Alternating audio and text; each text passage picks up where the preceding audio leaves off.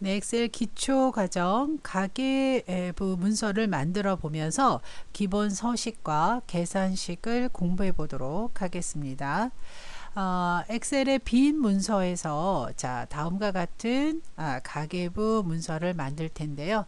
자, 빈 문서에다가 A1에서부터 F1까지 범위 설정을 하시고 홈 메뉴의 맞춤 그룹에 보시게 되면 병합하고 가운데 맞춤을 선택을 합니다. 자, 그리고 직접 쓰시면 되는데요. 자, 9월 가계부라고 쓰시면 되는데 자동화된 문서로 여러분이 작성을 하고자 할 경우에는 함수를 사용하시면 편한데 뭐 예를 들어서 9월이 아니라 10월 달이다 그러면 10월 가계부로, 11월이면 11월 가계부로 자동으로 변경되게끔 하시려면 함수 month라는 함수를 사용해서 작업하실 수도 있습니다. 자, 그런데 지금 우리 이번 과정에서는 그냥 직접 입력을 하도록 할게요. 자, 그리고 글꼴 그룹에 글꼴 크기를 16으로 굵게, 그리고 채우기에서 좀 진한 색으로 채우시고 글꼴 색은 반대로 하얀색으로 입력을 합니다. 자, 그리고 A3에 입력을 하실 때, 자, 오른쪽으로 입력을 하실 건데요. 자, 그러면 키보드에서 탭 키를 눌러서 입력을 해주시면 되겠고요. 날짜는 연도 빼고, 자, 월 일로만 입력을 하실 때 9 빼기 1 이렇게, 또는 9/1 이렇게 입력을 해주시면 되겠습니다. 자, 입력한 날짜에 자동 채우기 핸들을 이용해서 적당한 위치까지 끌어 놓겠습니다. 자, 이런 식으로 날짜를 입력을 하라는 뜻이 되겠고요. 자, A3에서부터 F15 셀까지 우선 모든 테두리, 자, 글꼴 그룹에 모든 테두리를 지정을 하도록 하겠습니다. 자, 그리고 가운데 맞춤 눌러 놓으시고요. A3에서부터 F3까지 아까 지정한 제목에서 지정한 서식 채우기 색과 그 다음에 글꼴, 그 다음에 굵게 이렇게 지정을 해 놓도록 하고요. 자, 이행의 높이를요, 자, 적당히 조절을 해서 자, 줄여 놓고요. 자, 세부 내역이나 분류는 좀 적당히 늘려서 내용에 따라서 늘려주시면 좋을 것 같고요.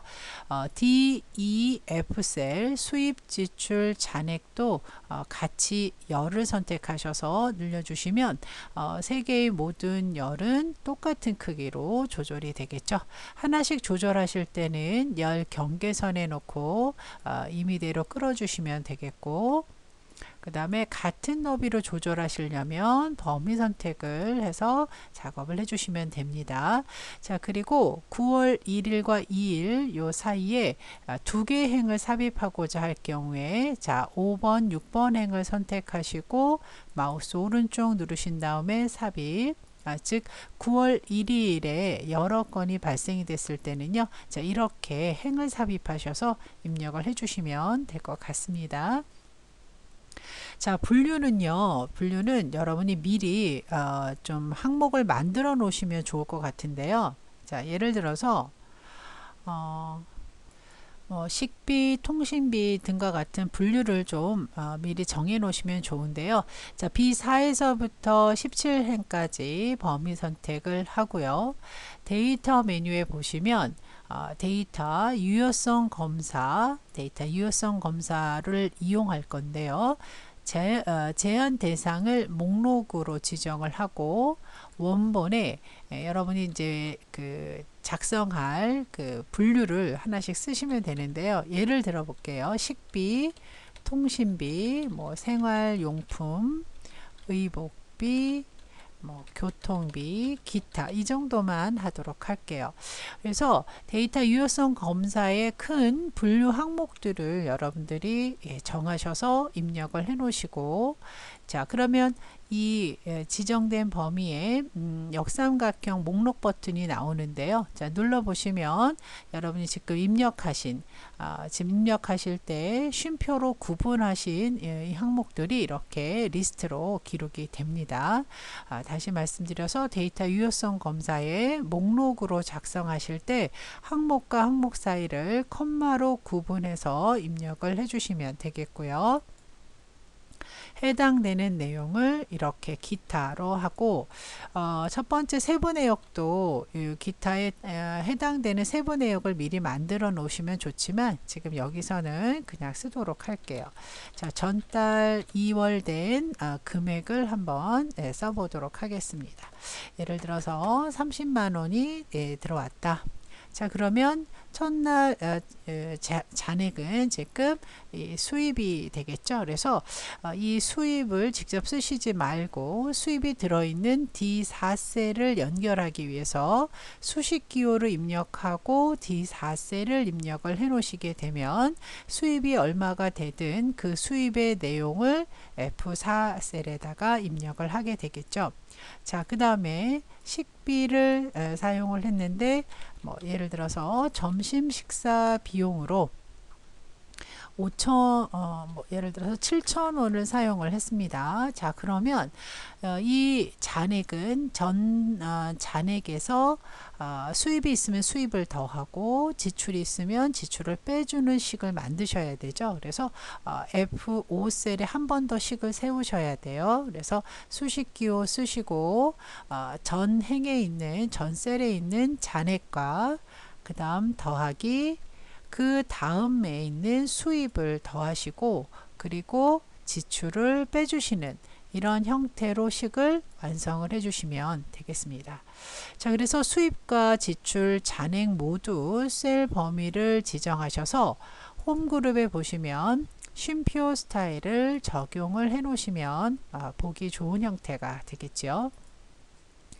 자, 하나만 더 해볼게요. 자, 이번에는 통신비. 자, 통신비는 남편 통신비다. 그러면 지출을 예를 들어서 35,000원 했다. 지출을 했다. 이런 식으로. 자, 그러면 전에 F5 셀에 있는 식을 이렇게 자동으로 채워주시면 되겠습니다. 그런데 지금 이 자동으로 채워주게 되면 이 위에 있는 식이 그대로 복사가 되죠. 그래서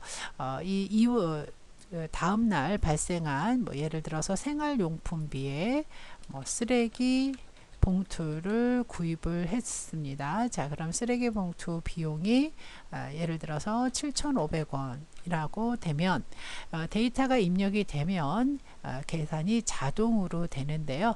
자, 이 부분은 할 때마다 핸들로 채워서 식을 세우셔도 되고요.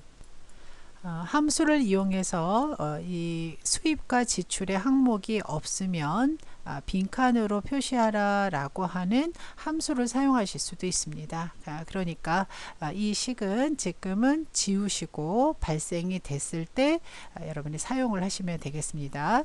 자, 9월 2일 예를 들어서 항목을 하나 더 추가하실 때 발행에서 마우스 오른쪽 누르시고 삽입을 누르신 다음에 기록을 하시면 되겠죠.